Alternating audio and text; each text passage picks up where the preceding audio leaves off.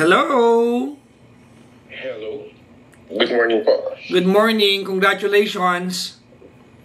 Thank you po, Papa Jack. Ikaw Okay, ang po pinakaunang-unang lalaking caller sa Petty Night. Seryoso po. Yes, puro babae. Wow. Puro tayo ang problema nila. Kasi puro lalaki yung problema nila. Dahil ikaw yung unang-unang caller na lalaki, meron tayong kondisyon, meron akong kondisyon sa'yo, okay? Ano po yan? Unang-una, dapat malakas ang boses. Hello? Yan, Clear po ba? yan, kulungin mo ng kamay, lakasan mo. Yes, Papa Jack. Yan, Clear po. i-maintain mo yan, ha? Yes po. Okay, pangalawa, sasabihin mo, I'm so petty. I'm so petty. Ulitin mo, sabihin mo, I'm so petty. I'm so petty.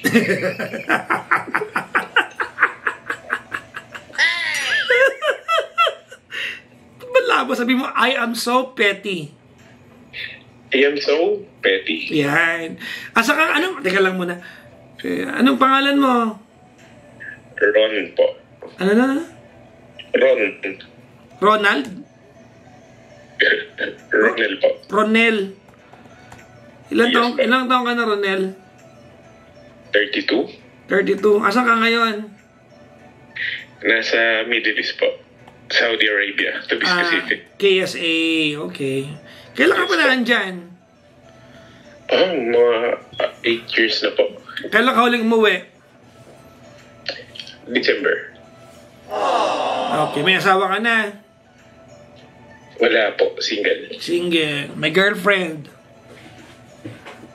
Nag-break po. Ano na? Nag-break, nag-iwalay. Ay. Kaya tayo magkausap ngayon. Siguro may part po doon. Okay, sir. Okay, I'll see what I can do. Ba't tayo magkausap? Kasi Papa Jack parang matagal na naglalaro sa isipan ko kung tama ba yung naging decision ko na makipag-iwalay sa kanya. Kasi Gano'ng katagal naging kayo? Actually, 4 months pa lang po. Paano ka nakakilala dyan din? Dito rin po. Yes. Isang online application app po. Tapos coincidence na nasa same country kami. Oh, okay. So, nagkakilala kayo dyan sa Saudi? Yes po. Okay. Nagkita ba kayo na maging kayo? Yes po. Actually, nung simula po, always nag-effort po talaga ako puntahan siya. Siyempre, parang magpakita ko sa kanya na seryoso ako. Even though na parang 1.5 hours yung travel ko papunta, diyan pabalik. 3 hours. Normal naman yan sa Pilipinas. Kaya 1 hour, nasa kabilang kanto ka pa lang, sobrang traffic. Pero papadyak yung 1.5 na yun, dire-diretso walang traffic. Okay lang. Kumbaga, deserve naman pag mahal natin tao at traffic tayo. Totoo naman po. Oo. Totoo. Tama, di ba? Yes. Oh. Anong work niya dyan? Receptionist po. Di maganda. Maganda naman po. Alam mo naman, Papa Jack, taga Cavite. Teka lang. Ang sagot mo ay maganda naman po. Maganda ba o hindi? Maganda. Papa Jack, maganda. Anong work Kasi mo? ako every time, Ikaw anong work mo dyan? Sorry. sa office po, sa isang oil and gas company. Ano no? Oil and gas. Okay. Opo. So naging kayo, nakipag-break ka. Tama? Yes. Bakit? Ano nakipag-break? Pogi ka? Ganon?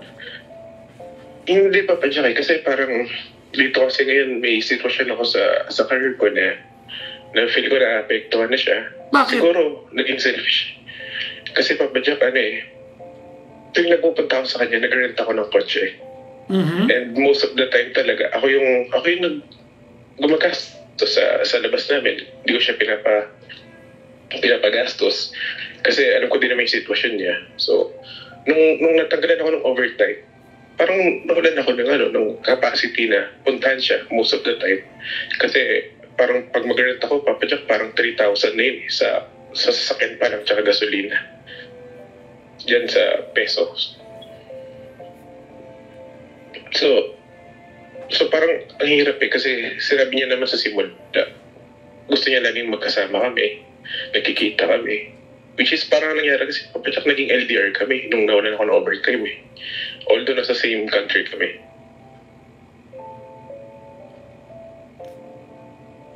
So, ayun, matagal ko siya pinag-isipan kasi nag-aaway na kami na parang, puntahan mo naman ako dito. Diba? Ako Papa Jack, promise, kung may capacity ako, hindi siya magdadalawang salita or hindi niya ako tatanungin, ako mismo, pupunta ako. Yan ba na ipaliwanag mo sa kanya? Yan ba na ipaliwanag mo sa kanya? Oo, Papa Jack, kasi open naman po ako sa kanya. Kung ano yung nangyayari sa akin, sa career ko. Ano, diba? Kasi kung... wait lang. Ang sumatotal nito, you wanna go to her, you just don't have the capacity kasi kulang ka ng pera. Tama? Yes po. Did you explain that to her the way that you explained it to me? Yes, Papa Jack, open po ako sa kanya na sinabi ko na, before kasi Papa Jack, to be honest, talagang twice a week nagpupunta ako. Nagkikita kami. Okay. Kumakain kami sa labas, masaya. As in, siguro sa masasabi kong parang perfect relationship ako that time. Okay. Alam mo kasi Papa Jack, mapasaya ko lang siya, mapangiti ko lang siya. Sarap sa pakiramdam eh. Gaano katagal ka na hindi nakakapunta sa kanya bago ka siya nagreklamo? Mga po Papa Jack, 1.5 months. Okay. Tapos? And pinaliwanag ko nga Papa Jack kasi tumatawag siya na parang bakit daw nawalan ako ng time ko, kailan nawalan ako ng overtime sa kanya, dapat daw mas may time ako sa kanya eh. Kaso, Papa Jack, so totoo lang, kahit ako na-stress ako sa sitwasyon ko. Kasi may parents din naman ako na single ako, Papa Jack, pero yung parang may family sa Pinas eh. Kasi, Papa Jack, gusto ko paramdam sa magulang ko na habang nandyan sila, napaparamdam ko yung pagmamahal. Kasi doon naman tayo lahat pupunta eh. Pero pagdating kasi sa family, Papa Jack, isang hiling sa akin, gustong kumain, magluto, gumala sa ganun. Ibibigay ko eh. Kahit na natitira ka sa akin, Papa Jack, panload lang dito eh. Kasi libre naman kami ng pagkain, ng transportation, ng bahay. So, sabi ko may inuhulugan din naman ako sa Pinas. And sana maintindihan niya. So, Papa Jack, kung nag-challenge kasi ako sa'yo, ba't kailangan mag-rent ka ng car dyan sa Kasi Papa Jack, nagkahigpitan po sa company namin. Before, pwede ako magpatid doon sa city. Tapos susunduin din ako. Ngayon, nagkaroon ng pagbabago sa kumpanya. Hindi yun ang point ko. Di ba pwede ka namang mag-commute? Malayo po Papa Jack eh. Wala pong dito eh. Train lang po. Oh, ba't di ka mag-train? Mahal din po eh. Kasi po Papa Jack, pag nakita kami, magta-taxi rin siya. Pag gagala po kami, bawat pupunta na ito namin, magta-taxi po kami. So parang more convenient and makasave din po ng time. Mas pinili ko na pong mag-rent na ng car. Okay, call mo naman yan. Kung feeling mo mas convenient sa inyo. Tsaka syempre, sa kotse, makakapag-holding hands kayo, no? Sagot! Opo, Yan. Siyempre kasi, di ba bawal maglambingan dyan, di ba? Saudi yan eh. Opo. Oo. Pag may kotse, yan, mahahawakan mo yung kanyang kamay.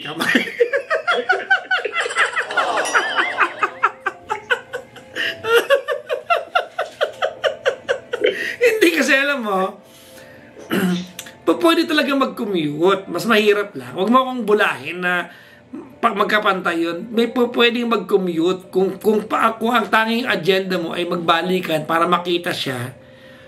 Pwede mong commute yun eh. Ayaw mo lang. Siguro po si Papa Jack, isa rin po sa yung time ko eh. Kasi yung trend po hanggang 11 lang. Di ba? anyways, syempre, mag-check-in pa kayo, di ba? Hindi po. Walang ganyan dyan? Walang sogo, ganon? Wala po. At meron po, to be honest, mag-run ka sa tao, yung ganon. Parang may mga Pilipino nagbibisis ng ganon. Talaga? May plot sila. Opo. 3 hours, ganon? 3 hours, 6 hours, hanggang 12 hours po. Pwede? Pero syempre, private po yun. Kailangan sa Pilipino ka din. Talaga? Anong kulay ng kobre ka? Maputi din? Iba-iba ata, Papa Jack.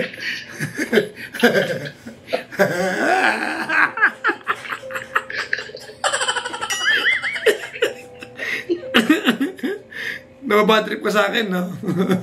Hindi, Papa Jack. First time kita nakita sa Imus sa isang bilhin ng pizza dun Tungtuwa nga ako dun Imus. Anyways, Imus, baka yung yung dating pizza house ng boss ko. Kulay dilaw. Pero sa baka kumakain ako. Kasi kung nagawi ako ng Imus, nakapila kami tapos sumunod ka sa amin, tapos sabi sa pizza ko, si Papa Jack, sabi niya. Kung nakita mo ako sa Imus, siya yan. It's either nagpunta ako sa kaibigan ko doon, taga dyan sa Bacoor, or naggaling ako ng gig ng Paddy's Point. Yan lang yan. Kasi hindi mo ito nagagawin. May kasama kang babae Kaibigan mo ata. May kasama kang babae. Babae? Babae. Talaga? May kasama kang babae sa Cavite. Parang malabong magkasama ko ng babae dyan. Hindi, pero feel ko kaibigan lang kasi yung kumpara mo conversation. Kaibigan kayo. Anong taon yan? Tagal na nun, Papa Jack. Parang 2018. Anong mga dahilan na po? Networking? Ganon? Hindi ko alam.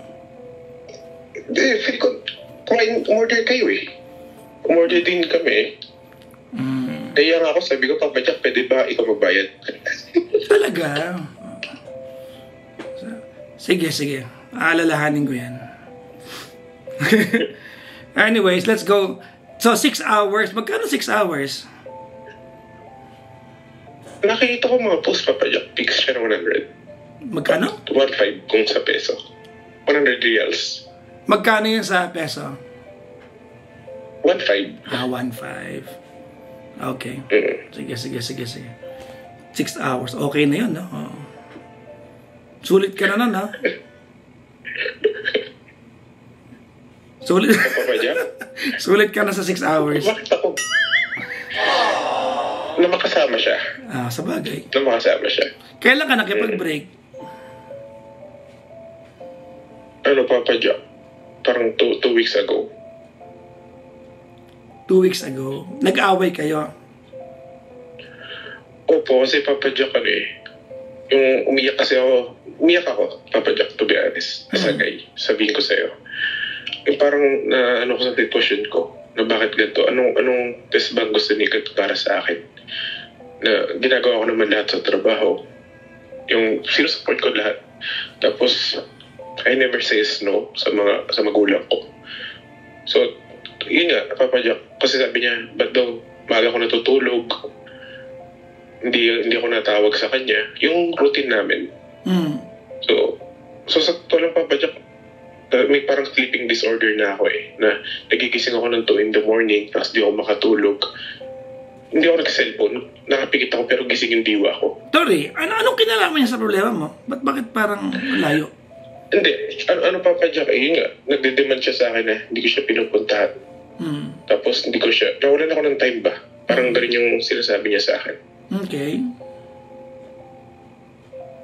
So, sinubukan kong explain sa kanya. Sinubukan ko. Ginawa ko yung best ko. Pero siguro, Papa Jack, siguro babae nga. Iba kasi yung nila. Iba yung mind thinking nila, I think. So, or siguro hindi niya may naintindihan maigi yung sitwasyon ko. Which is, open naman ako sa kanya. So, siguro Papa Jack, gusto ko lumang dream ko na naging selfish talaga ako na ayaw niya nung nakipag-iwalay ako, ayaw niya. Sabi niya, ayaw niya sabi, ayusin daw namin. Kasi Papa Jack, ilang beses kasi nangyayari na nag-aaway kami dahil doon. So, sabi ko nga sa kanya, siguro hindi ko lang ma-meet yung expectation mo dahil sa nangyayari din sa akin. Wala naman ako sinabing masama sa kanya, Papa Jack. Ang naano ko lang yung sitwasyon ko. Yun lang na yung timing ba ng nangyayari sa akin na nadadamay siya.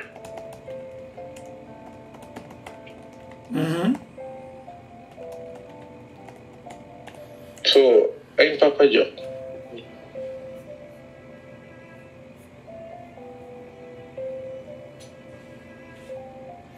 Ba't tayo magkausap ngayon? Kasi po, Papa Jack kung tama ba yung naging desisyon ko na makapag-iwalay sa kanya at ayaw niya. Wait lang, kung tama o mali, nakadepende yan kung do you regret na naghiwalay kayo or okay ka na naghiwalay kayo? Nagkahalo Papa Jack. No.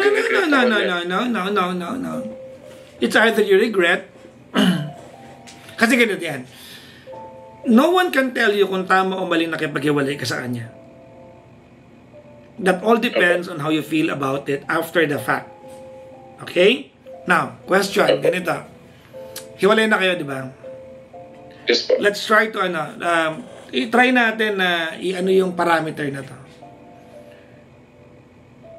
Willing ka na ba? Di ba?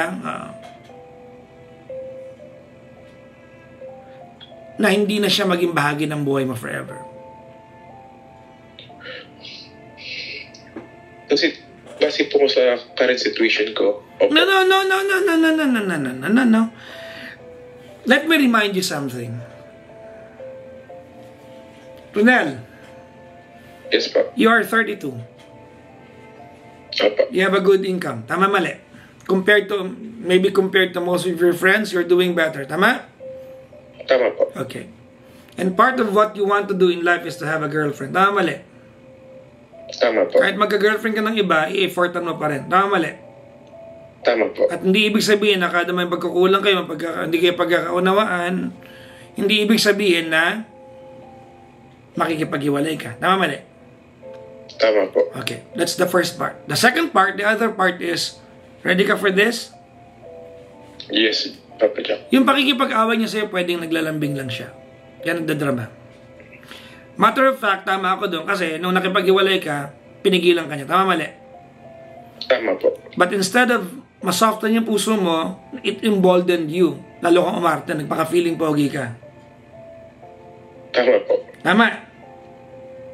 Yes po. Okay. Bakit na magkausap ngayon?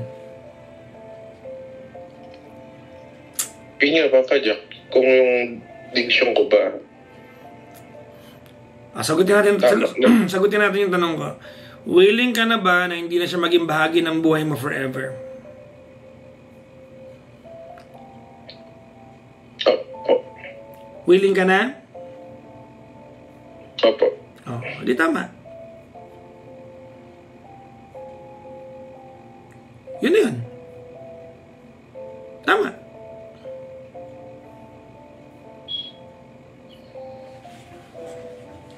So, ha? Thank you. Thank you, Papa Jack. Bakit mo ko tinawagan? Ronel? Yun nga po. Tumanga ko, Papa Jack, kasi yun nga yung naglalaro ko siya sa isipan ko eh. Na? Kung tama yung naging decision ko sa kanya. Hindi yun ang point eh. You are now willing na hindi na siya maging bahagi ng buhay mo. Tama? Tama po. So alam mong tama nakipaghiwalay ka. Ba't mo ko tinatanong? Di ba, yun naman, unless... naging selfish ako eh. No, unless you are lying to yourself.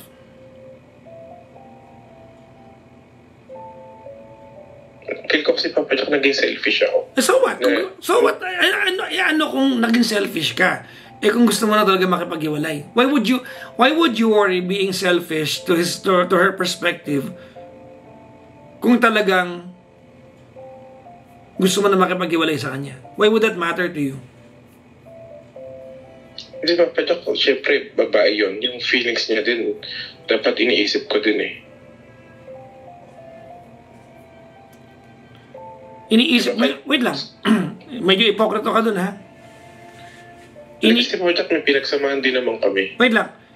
Iniisip mo, wait lang ha, ulitin ko. Iniisip mo, okay? Yes, Papa Yung Jack. feelings niya, pero nagkapaghiwalay ka, pinigilan ka niya, pero hindi mo pinansin. Tapos sasabihin mo, iniisip mo yung nararamdaman niya. Opo. Hindi ba ipokrito yun, Brad? Pagiging pokrito nga, Papa Jack. Kasi kung iniisip mo yung nararamdaman niya, bakit ka nakipaghiwalay? Naawa ka sa kanya? Ayaw mo iniisip yung nararamdaman niya? O ayaw mo na talaga maging bahagi siya ng buhay mo? Kasi Papa Jack, nadadami na siya sa sitwasyon na meron ako ngayon. Hindi yun, alam mo, ang drama mo. Hindi bagay sa ating mga lalaki yung ganyang drama, Brad. Hindi pang atin yan. Alam mo kung anong gusto mo ngayon? Ano yun, Papa Jack? Gusto mo habulin ka niya.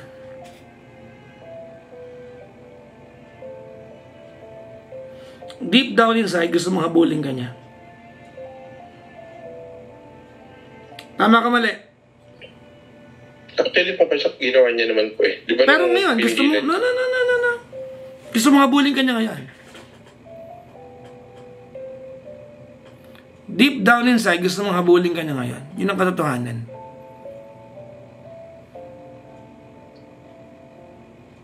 Siguro, Papa Jack. Let me ask you again.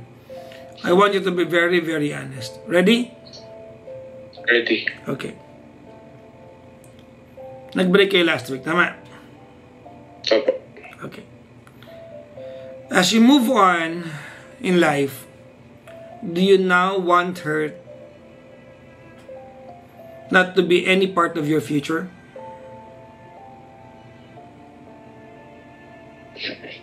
Yes or no?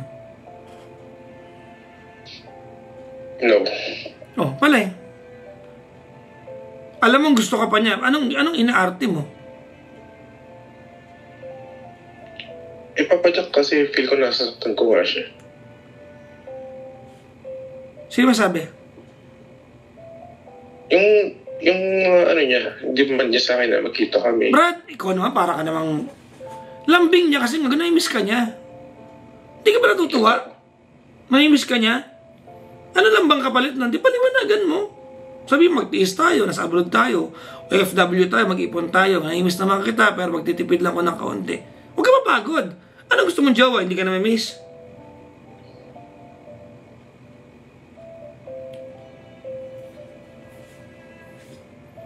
Ha? Siyempre, hindi ko nami-miss, Papa Jack. Ba't nag-inarte ka? Nagigilty lang siguro, Papa Jack, na nadami siya. Kasi, yun nga. Okay. Ako kasi na-stress din Teka ako lang sa nga muna. career ko. Teka lang. Madadamay sa alin? Sa sitwasyon ko, Na? yung nawalan ako, sabi nawalan daw ako ng time. Hindi ako nakakatawag. Hindi yun tungkol. No, that's not about your situation. Anong sitwasyon mo? Ang nadadamay siya. Hindi ko siya napupunta. No. That's the byproduct. Ano cause nun?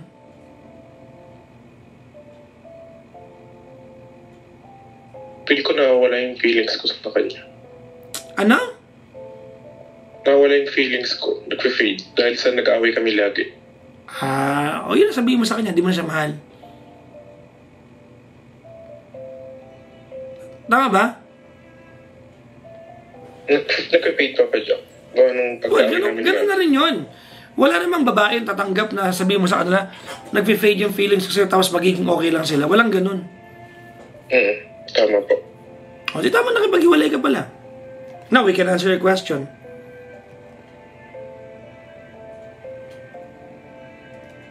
Thank you, Papa Jack.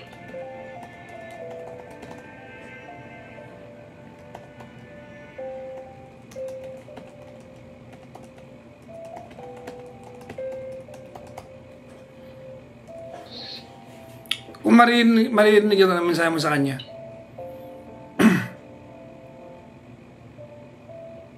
Siguro, Papa Jack, gusto kong, mag-thank you. Dahil, napasaya niya ako na paramdam niya sa akin na mahal niya ako. And, gusto kong mag-sorry dahil, siguro, nagkaroon ng maraming pagkukulang sa kanya. And, hindi ako tumagal. And nag-give up agad ako.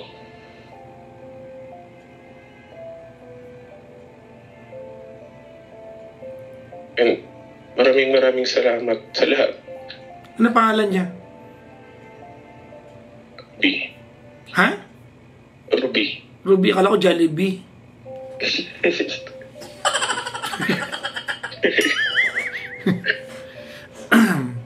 So, i-summarize na natin ito. Sa madaling sabi, okay, ganito ha. Maliwanag na sa akin to. Sa madaling sabi, hindi ka na ganun kawiling na mag-effort para sa kanya kasi hindi mo na siya ganun kamahal. Opo. Okay. Did you tell her that? Hindi po. Oh, yeah. Kasi ang drama mo ay nadadamay kasi siya sa pinagdadaanan ko. Wala kang pinagdadaanan. Drama mo yan. You have a normal life. Wala kang pinagdadaanan. Gusto mong gamitin yon para mukha ka kawawa, para maintindihan ka niya. Why can't you just be honest? Why don't you tell her na, I'm sorry, hindi na kita mahal. That will hurt. But she will appreciate that even more kaysa nagisinungaling ka. Kasi hindi niya maiintindihan pag dumating yung araw na humagulgul siya ng iyak. Ba't ka nagiwalay? Hindi niya maintindihan na mahal mo siya kuno, pero iniiwan mo siya. Mas maiintindihan niya na iniwan mo siya kasi alam na niya na hindi mo na siya ganun kamahal. Be honest. Did I make sense? Yes, Papa Jack. Okay. I have something to tell you. Ready? Ready po. Okay. Huwag ka ma-offend sa akin, ha? Ito po, Papa Jack. Fan mo naman to. Tsaka, ang gusto ko say, Papa Jack, straight from the heart eh. Wala naman din ang pakialam kahit papikong ka. Sabihin ko pa rin. Apo. Hindi ko alam kung matutuwa ako dito, pero you are so petty. You are so petty. Sa totoo lang.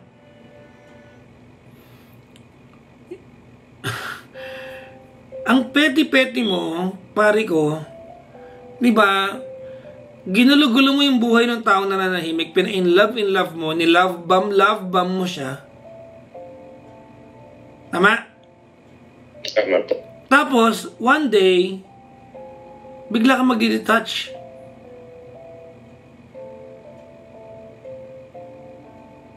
That's not okay. Did I make sense? Yes, Papa Jack. Oo. Now, may assignment ka sa akin. Ready? Ready. Okay. Talk to her one last time. You owe it to her and you owe it to yourself to be honest sa kanya. Tell her exactly that you are breaking up with her or you broke up with her because your love faded away.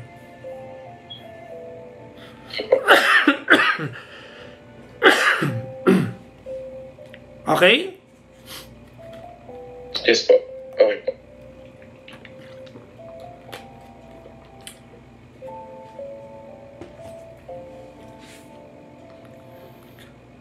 She deserves to know the truth. Yan ang bottom line. Tell her the truth. Yes. I will do it right away, Papa Jack, after our call. Tapos mag-sorry ka.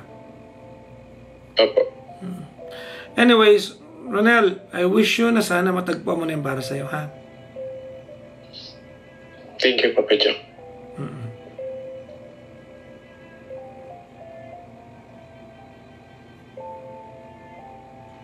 Salamat sa pagtawag. Salamat din po, Papa Jack, sa... Mag-ingat ka dyan, ha? Uwihan mo ako ng isang boteng langis. Papa Jack, masarap ang adobong taong sa Bacoor. Vegan ako, Brad. Ay, sorry. Thank you very much po sa pagtawag. Thank you, Papa Jack. Appreciate. Bye-bye. Bye-bye.